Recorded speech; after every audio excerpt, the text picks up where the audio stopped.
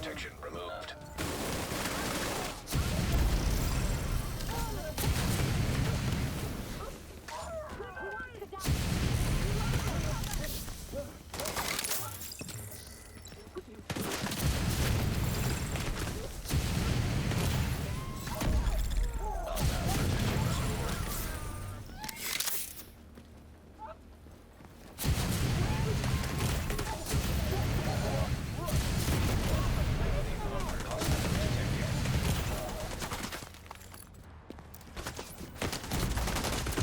Medical assistance needed.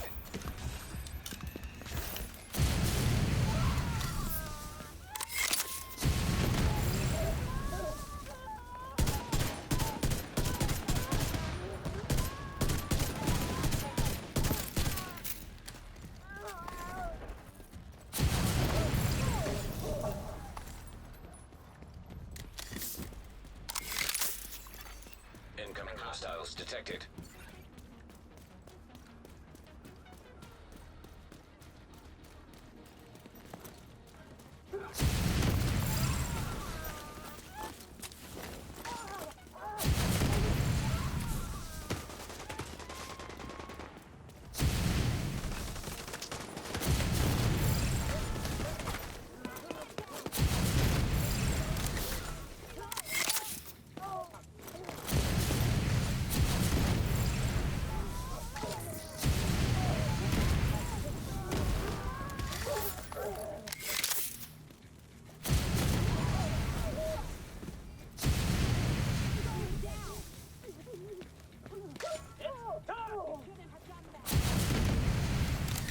Hostile restored protection. Heavily armored hostile detected.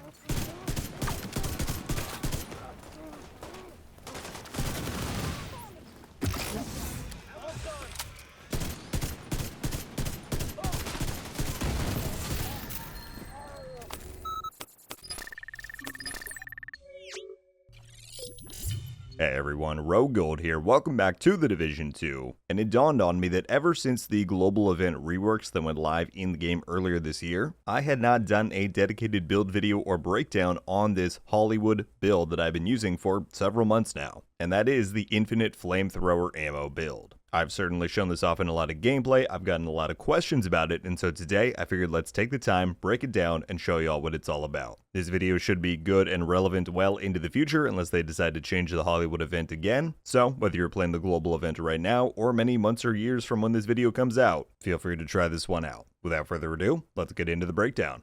Alright, so here is the build. It's a very rainbow looking build by nature, as you can see, but we're going to get into all of these different pieces and explain how they all work together. Going to go through this a bit differently than I would say my normal build video breakdown, as it is a different kind of build focusing around the specialization weapon. So let's start there. We have the firewall equipped to get the flamethrower signature weapon. This is obviously, if you want to run this build like this, you will need firewall, you will need this one. That's not to say this kind of a build couldn't work with one of the others, but yeah, obviously we're focusing on the flamethrower for this video, so make sure you have firewall unlocked. Then, the next thing to talk about first is the base amount of ammo generation that we're getting, as the entire premise of this build is that in theory you will never run out of flamethrower ammo. That begins with the Hollywood global event itself. You can see in that second paragraph there, it says that damaging shielded hostiles with explosives, EMP damage, or any kind of specialization weapon will result in their shields burning out, causing an explosion and dropping special ordnance. So that last bit is the first key here. Whenever you break one of the shields, it will give you a certain amount of specialization ammo back, and that is the first part of how we're getting all of this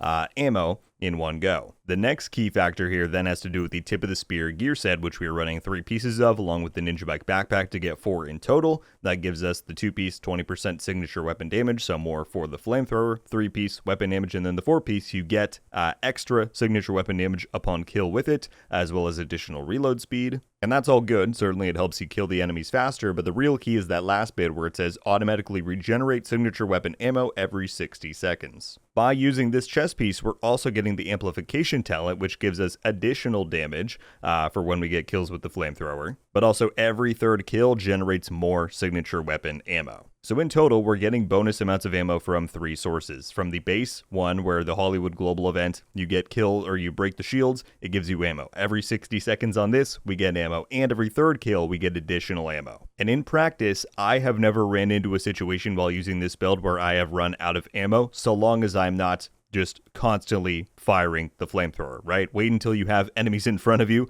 and let it regenerate that way. But as long as you're using this smartly, I have never run into a situation where I run out of flamethrower ammo. And that's quite fun. Now, before we get into the rolls on these pieces, let's quickly talk about the last few items we're using here. I am using the ninja bike, again, that unlocks these, but it also gives me some pretty good survivability bonuses from our other 2 pieces. Firstly, we have the chill out here, which is the named Gila mask. The brand bonus on that is giving me 5% total armor and 60% health. You might be wondering why I'm using this. We'll cover it shortly. The other piece is then one piece of the Palisade gear set, which is giving me 10% armor on kill and 60% health. So here's my idea behind this. We're already getting plenty of damage and ammo regeneration and everything we need from Tip of the Spear and Hollywood and Firewall, right? The one thing that this build does not inherently have is survivability or sustain in combat. And so that's really what I'm dedicating these other 2 pieces to. The Firewall perk tree here, if you have it leveled up, gives you a pretty nice chunk of health on kill here of 30%, right? So with 2 different health bonuses from both Gila and Palisade,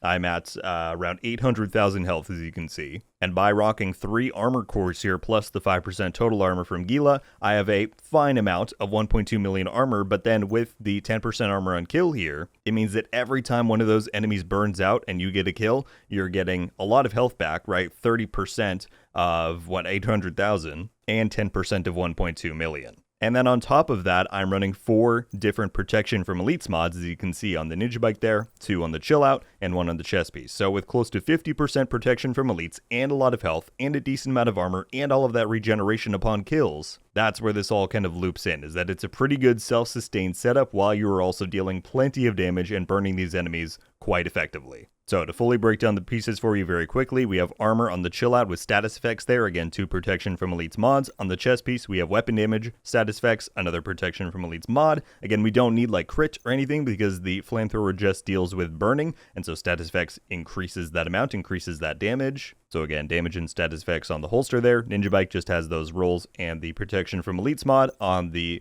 gloves here. Health you don't have to have. You could run something like armor regen or whatever, weapon handling. I just chose to have extra health there, so we have armor, health, and status effects, and then on the holster, finally, weapon damage and status effects again. As far as the weapons, it is totally up to you, and not all of you might have the Ravenous unlocked, so feel free to use whatever you want here. I find this to be a pretty good option for bosses, because the main thing you have to remember is that signature weapons deal reduced damage, as you can see on the talent there, to named enemies. So the one shortcoming or problem you are going to run into with this build is that it can't really take out bosses that effectively. So normally what I will do then is I will pull out the Ravenous, and I will start getting those stacks going, which can also break the shield, because it deals that, like, even though it doesn't count for explosive damage, I don't believe, it will still create an explosion effect that will break the Hollywood shield. And this gun just has a lot of damage built into it, which is very good for taking down bosses. And in case you need to immobilize the boss while you're dealing damage with the Ravenous or whatever primary you choose, you can still ignite them and set them on fire with the flamethrower, which will, obviously give you a good window. I'm also running the Blinder Firefly,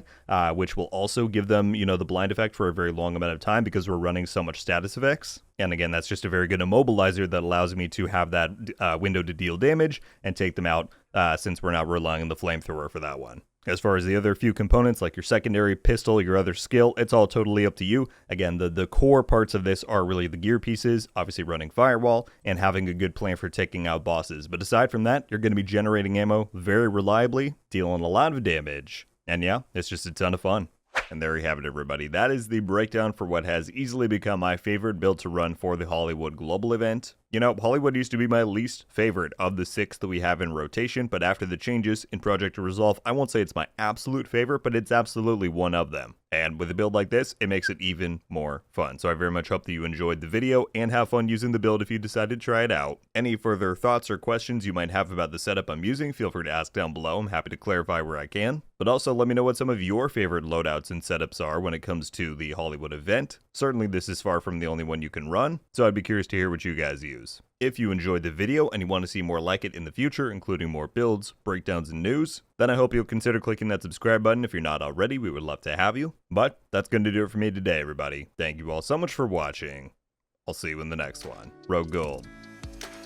Out.